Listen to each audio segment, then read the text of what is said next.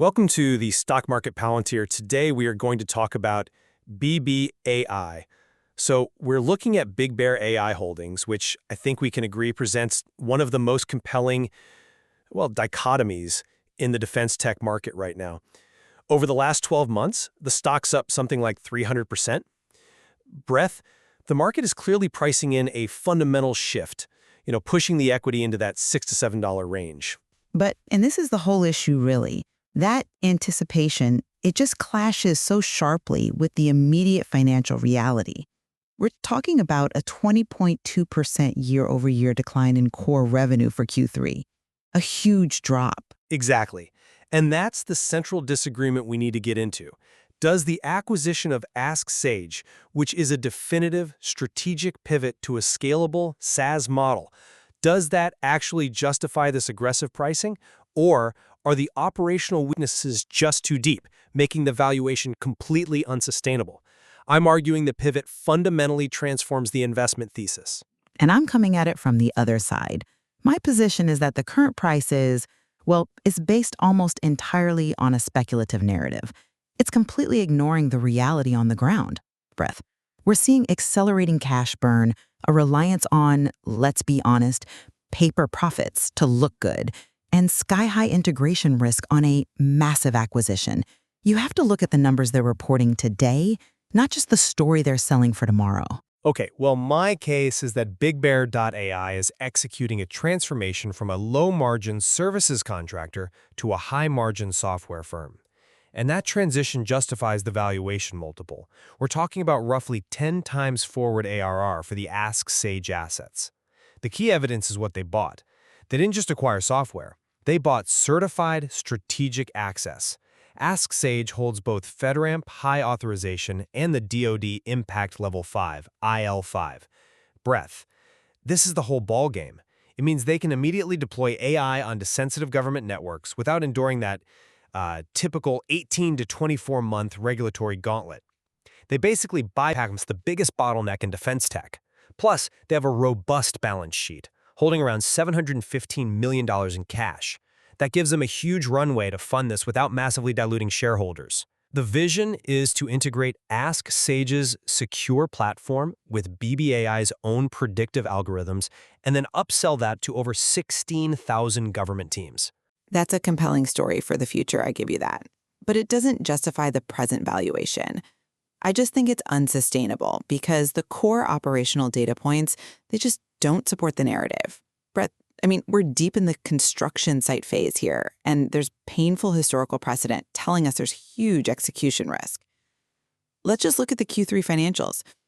The reported net income of $2.5 million was, frankly, artificial.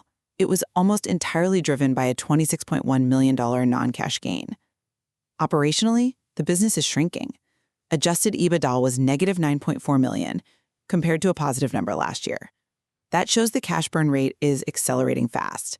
And that 20% revenue decline, they blamed it on lower volume on certain Army programs. We all know that's likely the Global Force Information Management Program, or GFIM, confirming that the legacy contracts that actually fund the business are under structural pressure. And one last thing, the Pangiam acquisition already led to a $70 million goodwill impairment charge earlier this year. That is a massive recent warning about the difficulty in integrating these complex M&A targets. Okay, I think we have to tackle this quality of profit versus operational burn point right away. Because you're right, that's the core tension. You argue the negative cash flow, the negative EBITDA, the sharp increase in SG&A expenses, up almost 45%, shows a fundamental weakness. So how can anyone justify a tech valuation when the P&L is bleeding cash and relying on what you call paper profits? Right, and let me clarify that paper profits point, because it's vital. That $26 million non-cash gain, it's very technical. It comes from adjusting derivative liabilities tied to their warrants and convertible notes. When the stock price shot up 300%, the accounting liability for those instruments actually decreased. Why? Because the probability of a cash payout or the value of the debt conversion shifted. GAAP accounting makes them mark down that liability, which creates a huge gain on the income statement. It's purely an accounting phenomenon tied to stock volatility, not cash from selling software. It obscures the fact that operationally, the company is losing money hand over fist. I see why you're focused on the accounting, but I would frame that operational burn very differently. I'm not convinced that the negative EBITDA is a sign of, structural failure. I see it as an acceptable and temporary cost of executing a fundamental strategic pivot. The entire purpose of that massive $715 million war chest, which, yes, was built partly from warrant exercises, I'll grant you that, is precisely to absorb these costs during this critical transition. If they weren't spending heavily on integration and talent, they wouldn't be doing this right. The focus should be on their successful debt restructuring, which pushed their maturity wall to 2029. And as for the revenue decline, short-term Q3 fluctuations from lumpy contracts or congressional resolutions, those are just market headwinds, not a structural failing of the future software model. I don't know, a 20% revenue contraction feels like more than a mere headwind. That's the legacy business that actually pays the bills right now. And GFIM, Global Force Information Management, is a huge services-heavy program. Its revenue is lumpy and subject to bureaucracy. If the contracts generating real cash are stalling, that just puts immense pressure on Ask Sage to become revenue accretive immediately. The clock is ticking on that cash position if the core business keeps burning money like this. If the cash burn is the problem, then let's quantify what they bought to justify it. Let's talk about the value of those security accreditations, FedRAMP High and DoD IL5. These are invaluable, non-replicable assets. FedRAMP High lets them handle highly sensitive data for any federal agency. More importantly, IL5 gives them access to mission-critical, sensitive data on core DoD networks.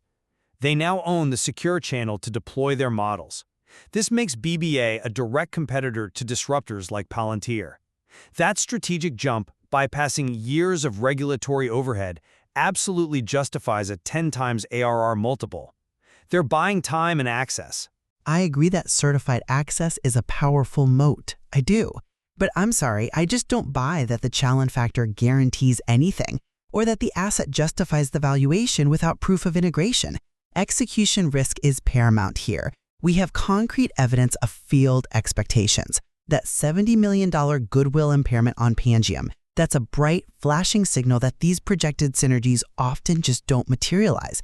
You can't just bolt on a secure cloud platform and expect 16,000 customers to adopt it overnight. But that's comparing apples and oranges. Pangiam was a services business, airport checkpoints, physical security.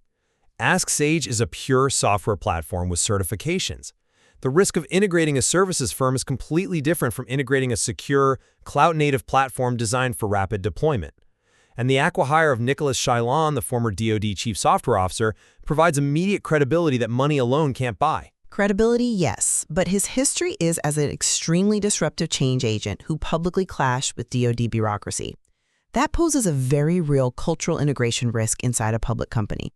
He's known for pushing revolutionary speed within a culture defined by evolutionary caution. That friction could slow down the very adoption you're counting on. The $250 million price tag has to translate into tangible, high-margin revenue quickly, or we're going to see another massive impairment charge. You're focusing on internal dynamics. I'm focusing on the structural setup that allows them to scale. They've purchased a gateway that is immediately operational. They now control the pathway into classified environments. That's the differentiator. Okay, then let's talk about the market structure, because that tells us what institutional players really think. The skepticism is baked right into the trading dynamics. Short interest is still extremely high at over 18% of the float. That's 79 million shares betting against this valuation. And we're seeing an extremely high dark pool ratio, around 30% of total volume. For anyone listening, dark pools are private exchanges for large institutional trades. A ratio this high suggests that major institutions are hedging and offloading shares quietly without fueling the public rally. It's a classic battleground stock for a reason. That's an interesting take, but I see that as potential energy, not weakness. I view that 18% short interest as potent fuel. When a stock has run up 300% and holds a key level like $6, high short interest creates a setup prone to a short squeeze. We saw those massive volume spikes, 187 million shares traded on one day. That suggests significant short covering has already happened, fueling the rally. And now, crucially, we're seeing institutional validation. Cantor Fitzgerald initiating with an overweight rating gives permission for smart money to come in. The bears might be disciplined, but the facts of BBAI's regulatory bypass and cash position are trapping them. They might be trapped by momentum, sure, but they're disciplined because their models still see huge downside risk. Negative EBITDA, high SG&A, paper profits, and unstable legacy revenue. They are betting that the integration risk is too high and the cash burn will eventually force future dilution, making today's valuation impossible to hold without years of flawless execution. Look, it's clear BBAI is actively leveraging its fortress balance sheet, that's $715 million, to buy the strategic assets it needs, the FedRAMP platform and Shailen's expertise. They're positioning to capture the massive macro tailwind of the coming budget cycles. The stock price reflects a successful, albeit expensive, transition from a legacy contractor to a defense AI software leader who has bypassed the regulatory valley of death. And I conclude that while the strategic intent is sound and the potential reward is huge, the operational metrics remain deeply troubling. The company has to prove it can integrate Ask Sage successfully and reverse the cash burn. Paper profits in a contracting legacy business simply cannot sustain a high multiple tech valuation indefinitely. Investors have to weigh the potential reward of this pivot against the very substantial operational and integration risks. So to summarize, the tension here really boils down to financial risk versus strategic reward. It's the strategic vision that bought non-replicable regulatory access versus the concrete operational risk of making that access actually pay off. Precisely. It's a high-stakes bet on future performance rather than present, proven profitability. Thank you very much for hearing us. Let us know in the comments what is your opinion and if you want us to analyze other stocks. Don't forget to subscribe to the Stock Market Palantir channel to catch up with more stock insights and see you in the next video.